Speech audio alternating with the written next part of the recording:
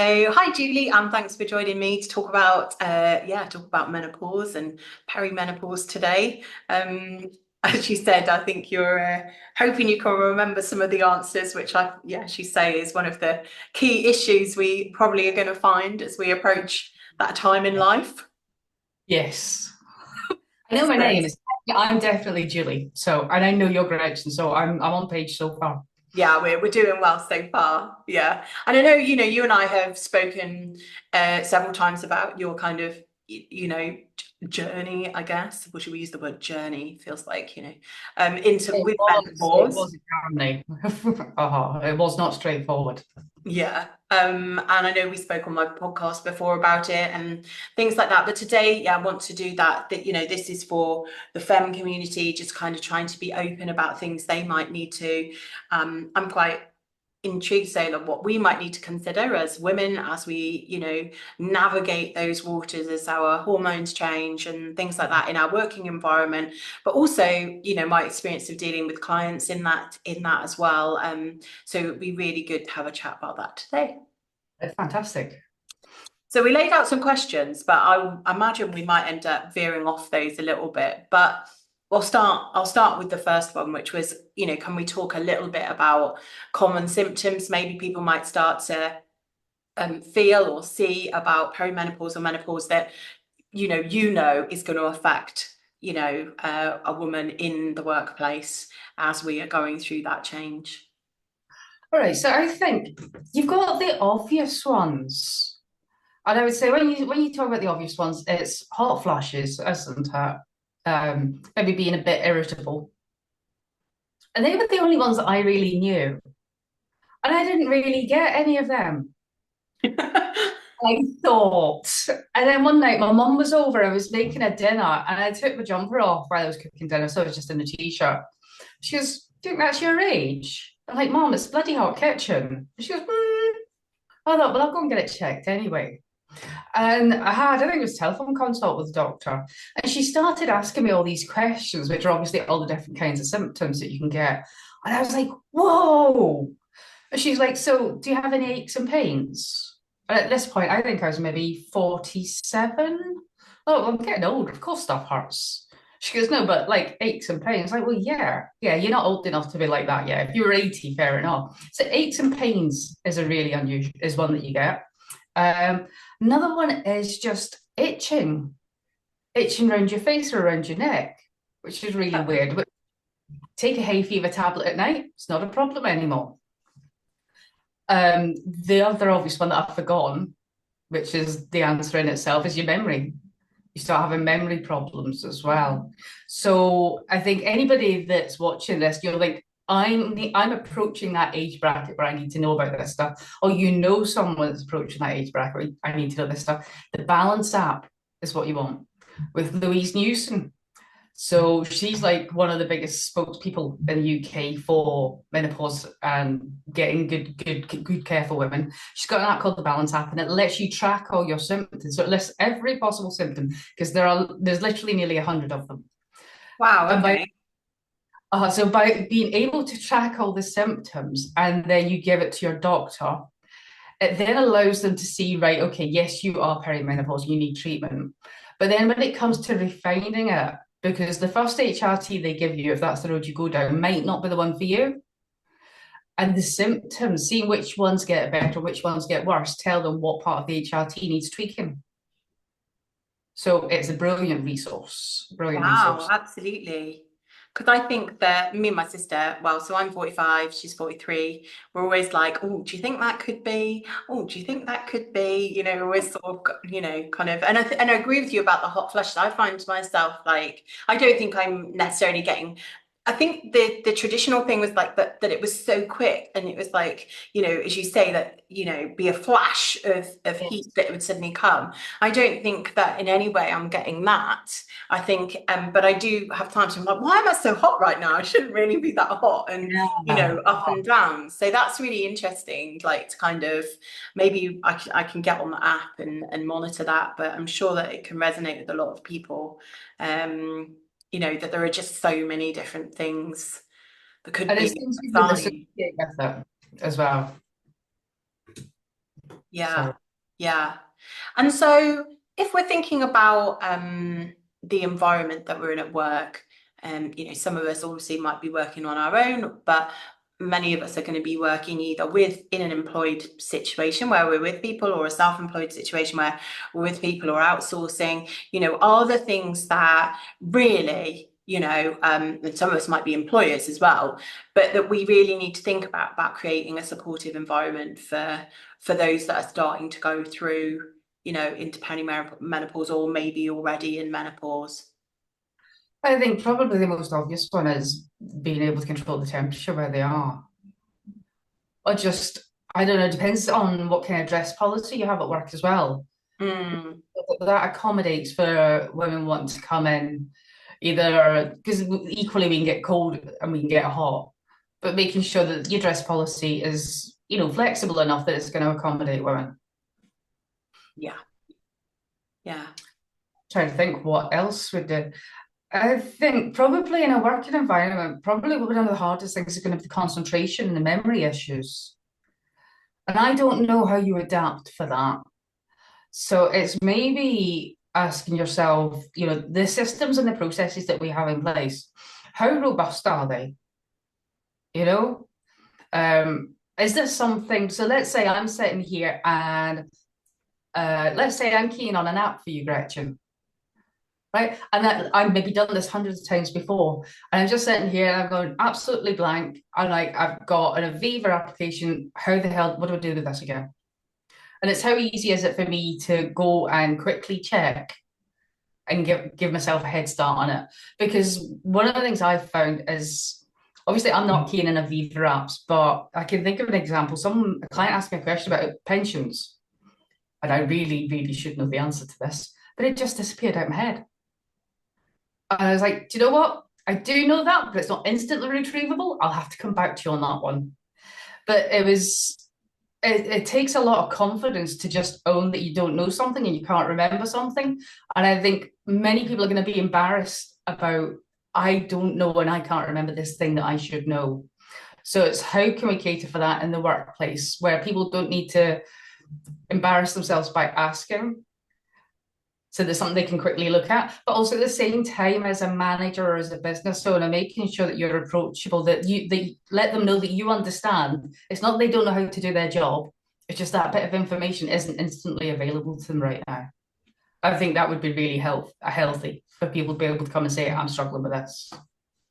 It's almost like I remember when I was a trainee and I would like get, or just qualified, you get asked a question by a client and you wouldn't know the answer, and it's okay to say, I think that it's this, or as you say, it's not, I know that there is an answer.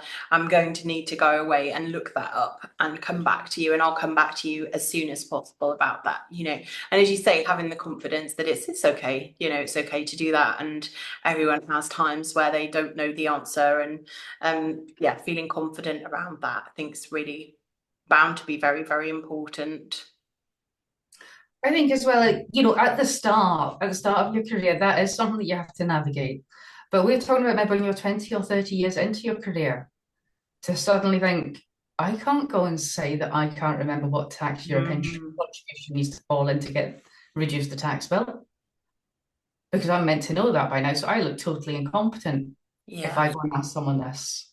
So I think for anybody that's listening and you're finding yourself in situations like this, I think it's then having a trusted network. So maybe if your working environment isn't the most supportive or you don't feel comfortable asking, reach out to other women because they will understand and we will support each other. Get an older woman because she'll give you the confidence to be able to say, I don't know this. She probably can't remember the answer either, but she'll probably know a younger woman that does. Between us, we'll cover it off. Yeah, yeah, absolutely. So, In all honesty, I will let you know that I had somehow pulled up my old questions. So the first two questions I've asked Julie were from my old list. And so I've now found my amended list, which were a lot more personal to you. So just everyone listening, these things happen, whether you're in perimenopause or not. Um, but so they were a bit more generic around kind of environments and stuff like that. But I did want to really start off with and you touched on it a bit about how your mum said, "Oh, do you think that's your age about you taking your jumper off in the kitchen?" But, can you sort of share, would you be happy to share with us a little bit more about things that maybe happened and then the first conversation with the doctor and kind of steps that you needed to take once you'd realised you were in Oh, yeah, perimenopause? I'm happy to share because I don't want any other women to have to go through what I went through. So yeah, go for Yeah. it. What do you want to know?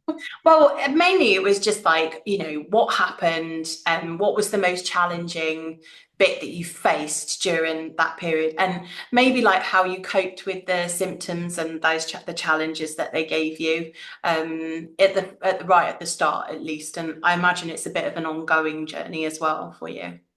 All right, so right at the start, I didn't have that many symptoms, but after my mum's comment, I thought, oh, I'll get ahead of the game. So I phoned the GP, and the GP was really, really good. So she said, yeah, she asked all the questions. She said, yeah, it sounds like you need HRT. She said, go away and read about it and come back and tell me which one you want. I'm like, okay. So I went and Googled it and found a couple of good websites. I didn't find Louise News until later, but it's a lot of information to take in when you're not a trained medical professional. So me being a little bit, I like, if I can take friction out of my life, I'm taking friction out of my life. So I went for the one that looked easiest, which was just give me a pill each day that I swallow. I can do that. So I went back to her and she started me in the HRT, and for the first 3 months, everything was fine. And then I think at 3 months, you're meant to have a review, but we'd gone into lockdown at that point. Okay. So review. And after that, it started to go really horribly wrong. So I think that's what I would say to women who are thinking about or might be approaching the point where they're considering HRT, is there's lots of different ones out there, and we all react and respond differently to them. And I don't know if it's the case in England and Wales, but in Scotland, there was a default that whatever progesterone they put you on, it's a synthetic one. So there's only one that's not synthetic, and that's eutроgestin. Okay. So in Scotland, nobody was getting that at that point in time. And it's not uncommon that women don't respond very well to synthetic progesterone. Right. And I was one of the women that didn't respond very well to it. And I went back to the GP and they tried me on another kind of HRT, went for patches this time with a different synthetic progesterone.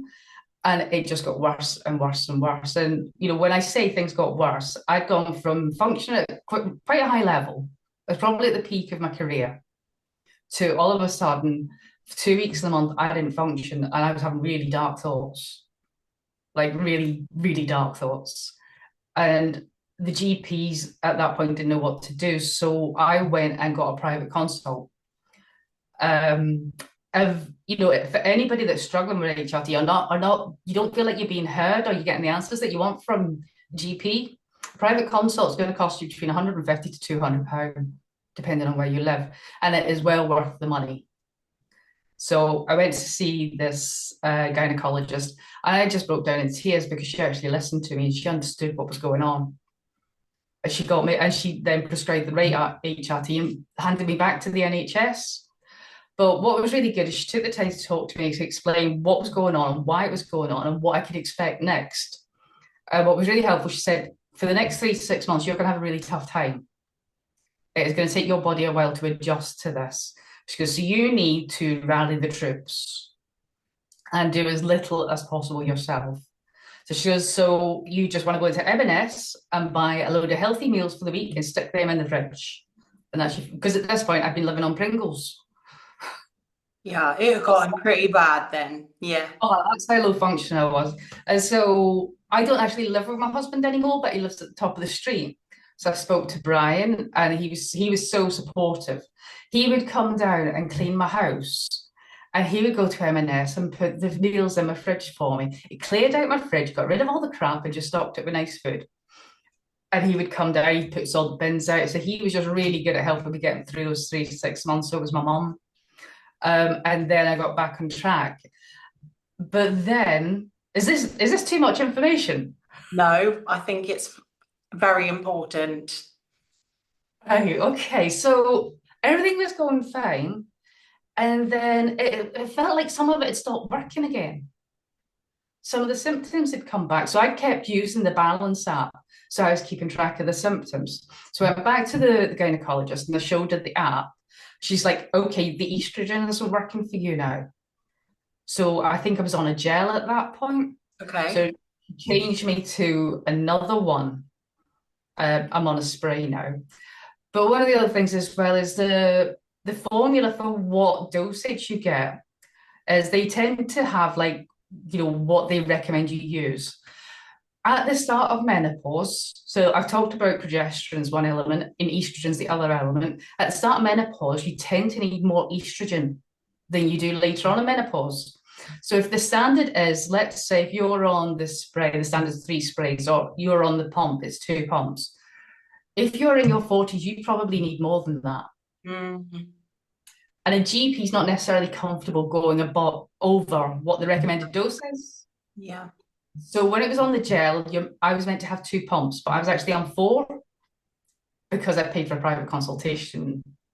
And like on the spray, I was meant to be on 3, but I was on 5. And that's the thing that made a difference for me getting the symptoms under control. So these are the things I wish someone had told me right at the start.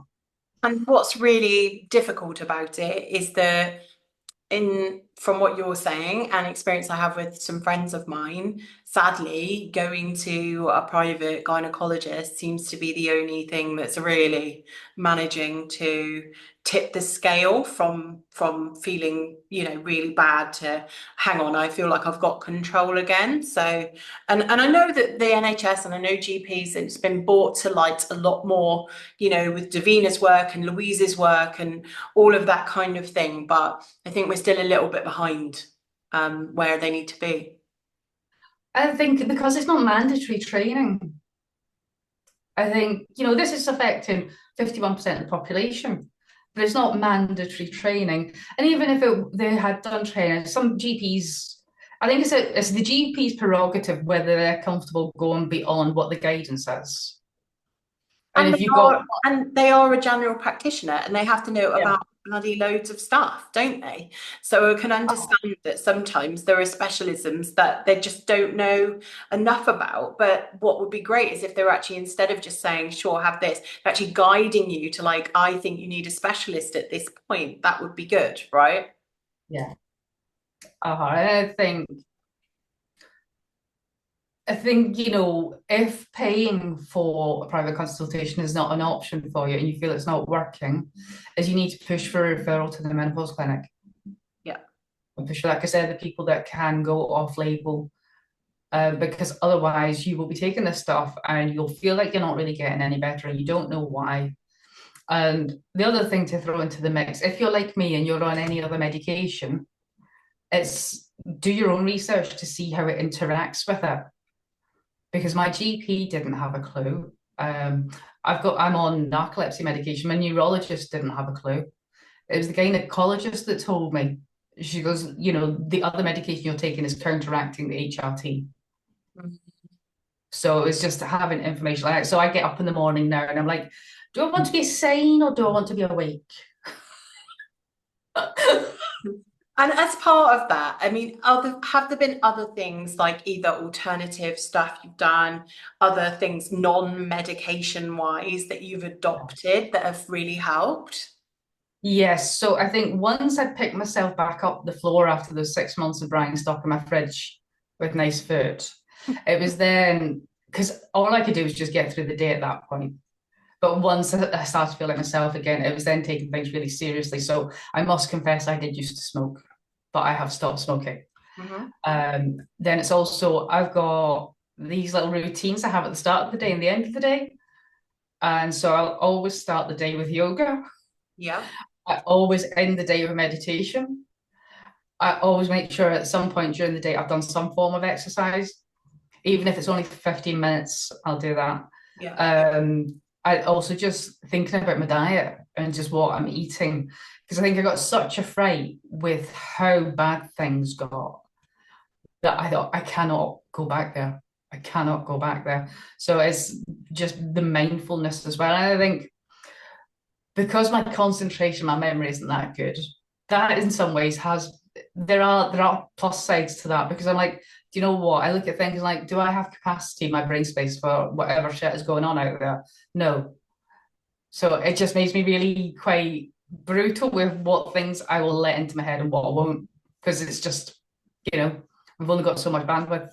Yeah, and I think, yeah, learning to say no to some stuff as well, and Yeah. whether that's you genuinely, as you say, mentally can't do it, or just actually I've got more important things. I've got to focus on me. I've got to focus on how I can perform every day if I'm still going to want to do what I'm doing in work and things like that. You have to prioritize, I guess.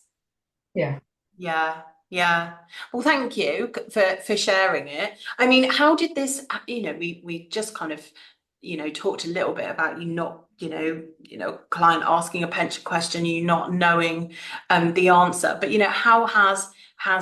how did it and how has it affected, your professional life and your interaction with your clients? And have you had to make any adjustments to like the way you work or hours you do, that kind of thing?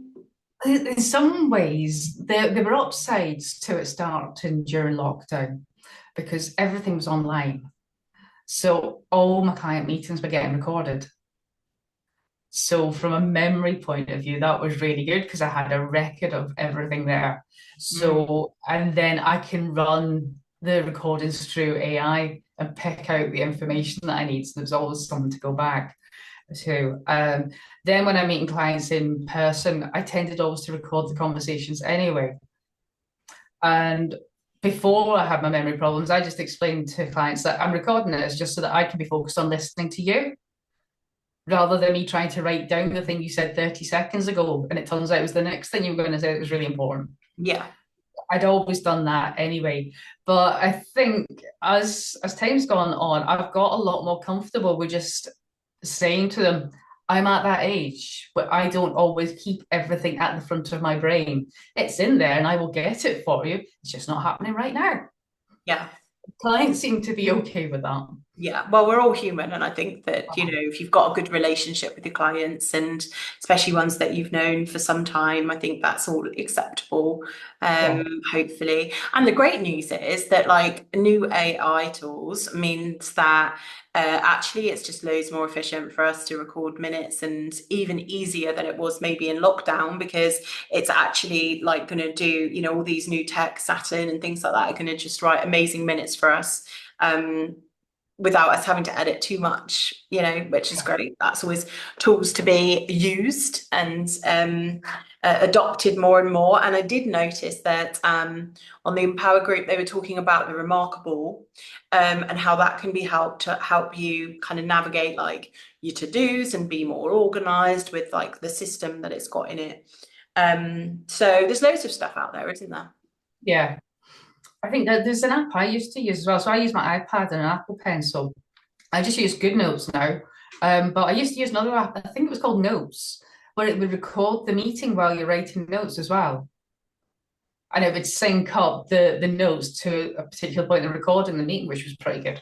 Yeah, I remember there was there was another pad that did that as well where you were recording it. But yeah, there's just so much out there. I guess it's just us working like what really works, what works for you, what's going to make it more efficient, what's going to, take the pressure off a little bit from trying to like, retain all this information, if you're unable to. Yeah. So one of the other things I can remember that it did as well is we used to use Wealthbox as a CRM. And so when you get a new toy, you want to build out all your workflows, don't you? And my like take the example of one of my client review, it was so detailed. There were so many steps in it. And I think in my head it was because let's make sure the process is nailed and we don't miss anything. But then a couple of years ago, I just thought, I can't handle all the tasks. They all need to just go away now. Like to make it simpler, please. That needs to go. We're going with the Trello board. And we've got to do, doing, and done. Yeah. And that's it. So Yeah. simplicity is my buzzword now. That's what I want in my life, just simplicity. And if those processes work and you've made things simple and they work really well, then there's no point in them being massively complicated. But I think you're right. We all, we talk about it with clients all the time, let's just try and do this in the most succinct way, in the simple way that we can to get the great result. But we kind of overcomplicate everything, even though we know that actually we don't need to. And, I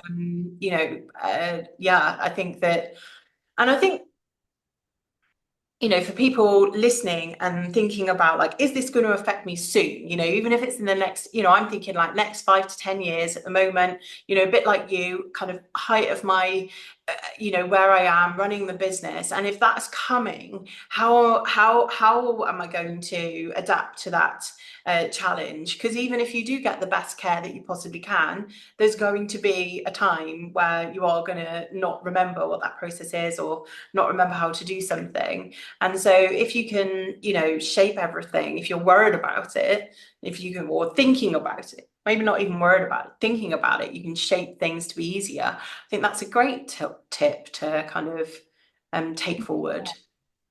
The thing I wish somebody had told me, I wish somebody had told me how early it starts. In my head, this was something that happened to women in their 50s. And I'm not there yet. But anecdotally, when I look back at my friend group, in our early 40s, we all started making some pretty bold decisions.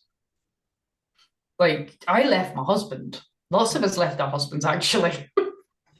And I wonder now if that was the start of things. I mean, I've never been particularly, the cliche is that we can get a bit short-tempered. And I've never really been like that, but I did in my early 40s. I'm like, I'm not doing this shit anymore. Am I allowed to say that? Yeah, but maybe I always just look at that as like, just you're more confident, you can decide what you want to do. I haven't associated We it with all went through we're perimenopause. not doing this shit anymore in our early 40s. And as soon as you hit 45, that's the bit where you're allowed HRT in the UK. Anything earlier than that, they might get a bit twitchy about it. You could maybe consider an early menopause. But I think one of the things you might ask me about is being aware of it with clients. Is what I would say is be aware that the effects of your hormones starting to deplete probably starts a lot earlier than you think it does. Well, I've listened to a couple of so Stephen Bartlett on his Diary of a CEO, he's got a couple of episodes where he interviewed, I think Gabby Roslin was one of them, about her impact of like various things that happened in her life, and menopause was one of them. There's been a couple of other women that have talked about it, and then a menopause doctor, several, he's pretty good at covering it actually. And if you listen, and I've watched Davina McCall and I've read a bit about Louise, so I think a bit more aware of it. There are some stuff out there, but to hear them actually saying like what it actually does to your brain is really, really quite scary. Yeah. And I think no wonder that you were in a not so great place. I know, and I think, I can only talk anecdotally, and I'm not a trained medical professional. But so when I first started HRT, because it went so wrong, part of me was like, I don't want this. Just take it off me. I was fine before. But the gynecologist sorted me out. And I'm so glad that I did that, because my mum now has osteoporosis. Mm-hmm. And obviously there's a likelihood that that's something that I might get. But because I've started HRT early, that helps protect against osteoporosis. I don't know how proven it is, but there's a suggestion as well that it offers some protection against dementia. Yeah, I've read that and heard that as well.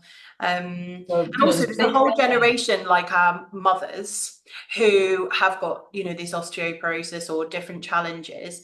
And one thing that I suddenly thought was I'd never spoken to my mum about like what her experience was like with the menopause. And it doesn't mean that that means what your experience is going to be like, because obviously clearly it's different.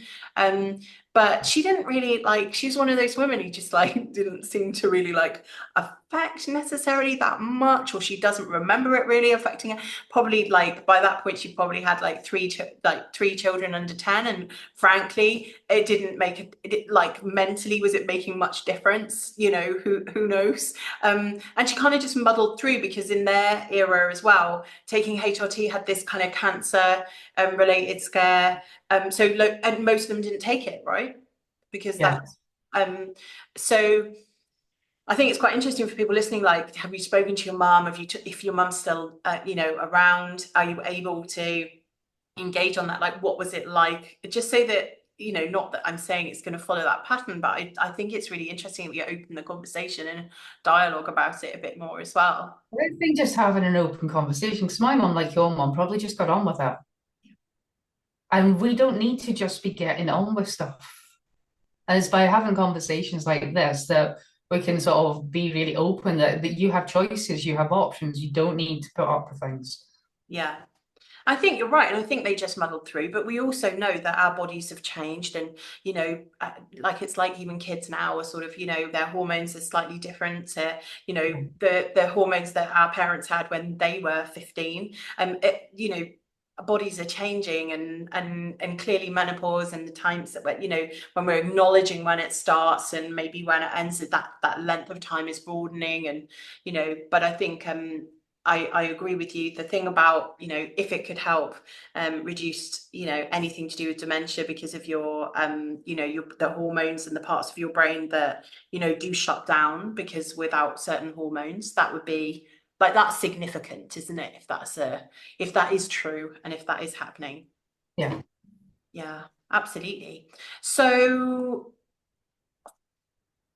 thinking about, you just said about clients, how could we, maybe be more sensitive, and about the fact that maybe we need to clock that these things could be happening earlier. And, now with the FCA, because we've got consumer duty, obviously we've, been very aware of the need to assess vulnerable clients for like a long time. But I think I have a conversation the other day that more and more people are slotting into my like vulnerable client slot. Right. And I've got several different tiers that I would maybe categorize vulnerability, I've got, that kind of thing, like a traffic light system for the team so that we know how it all works. But I so, from a perspective of, after your experience of like, how can we either support maybe clients more who might be going through that? They might not have disclosed it to us, but we might have an inkling that that could be happening. Have you got any kind of thoughts around that? I think when I've got clients that are my age or maybe just a little bit younger, I will tend to make a point of putting it into the conversation. But it's about owning it for me. And I'll just say, look, I am really good at my job and I'm really glad you've chosen to work with me. But, full disclosure, I'm at that age where I do occasionally forget things. Okay? Doesn't mean I don't know her. So there may be a case where I'll say to you, I'll come back to you on that. And the other thing that I have in place as well is if there's something you need me to do, you need to go through Dawn, who's my VA, because that is the most reliable and robust way to make sure that it happens. If you go to her, she will keep kicking my backside until it gets done. I love that. Yeah. Everyone needs a dawn. Uh-huh. And I think it's just normalizing it. Like, there are things I'm at that age. So it's leaving the door open if they want to say anything or disclose anything. And even if they don't, it's just then knowing that I understand. Yeah.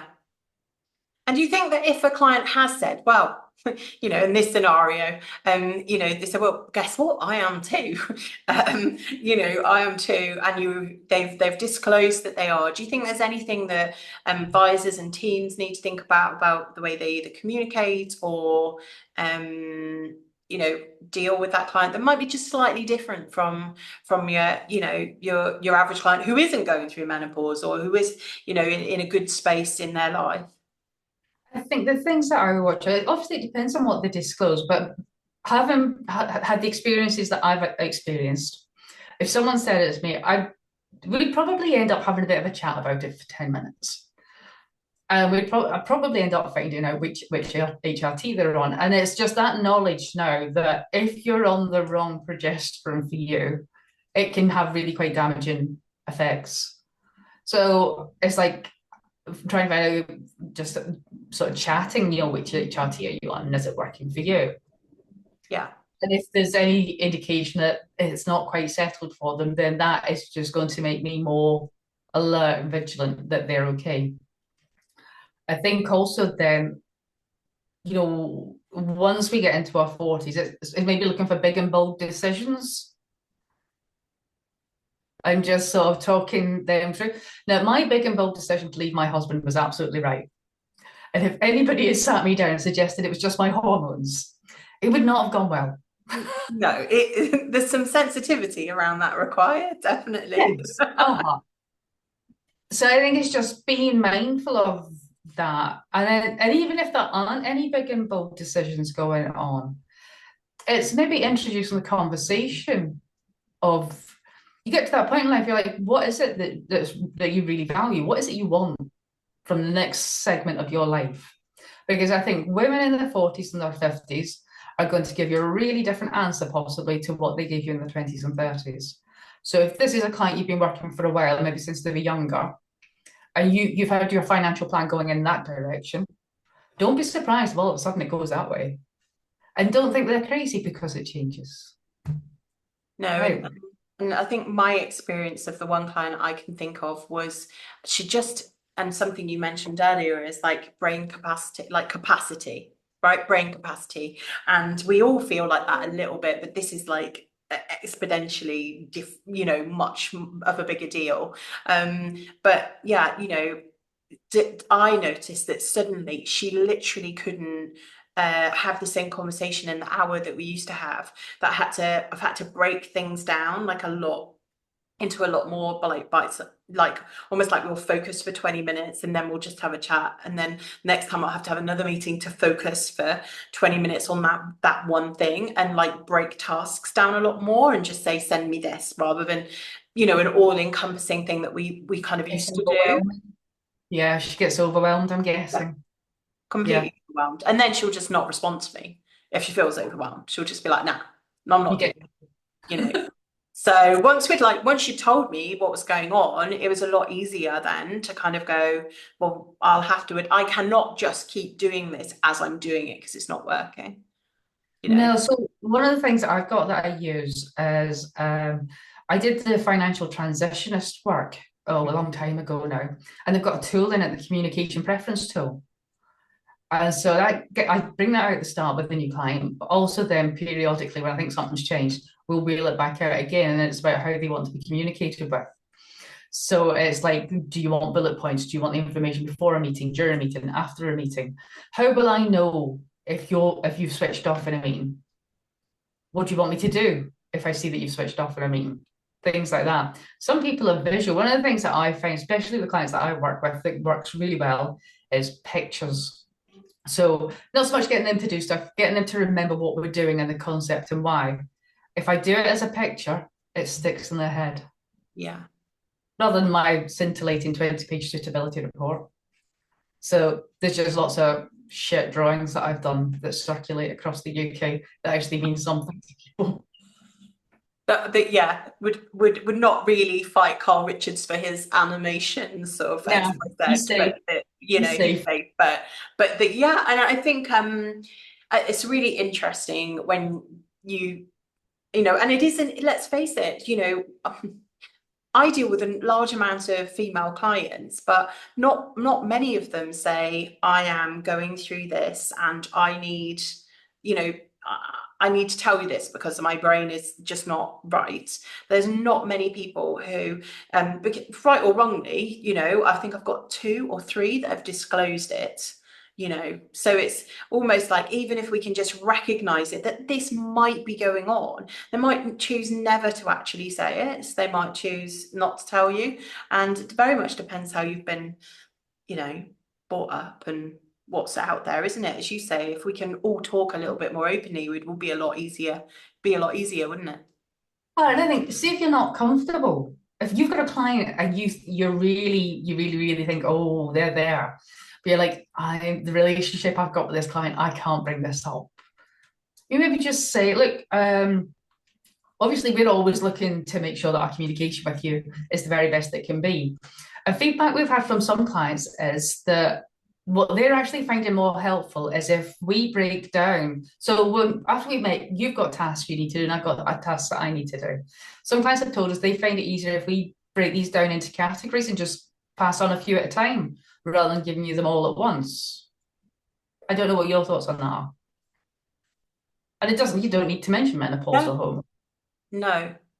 And I think also it might just be that for me, if you can't, even if you, let's say that conversation wasn't had, maybe as an advisor, you just try it. So you just go, right, well, what I'm going to do is from this meeting, we've got these bullet points, but I'm just going to eke them out. So I'm going to do a couple after the meeting. And then Mandy, my client liaison lady, will do a couple in a week's time or something. We'll see whether we get a better outcome from that. And kind of trial stuff if you're not sure about where you're at. But I really like the idea of asking and communicating and seeing what they'd prefer. But I think also like some people on that journey might not even know what's going to help them. So Yeah, part of it is like us just being a bit intuitive and saying, I feel like this might be where we're at. Like, let's just pay a bit more yeah, attention about the way we're going to communicate at this point. absolutely. Yeah. Yeah. Okay. Well, that was great, Julie. I think we've kind of covered an awful lot of, what I was thinking on sorry, everybody, about my first questions. My last questions came first rather than the other way around. But I think it's really good, and I know everyone will get loads of great stuff from it, Julie. So thank you so much. All right. No, thank you for having me. It's been fun as always chatting with you. Yeah, absolutely. Thank you.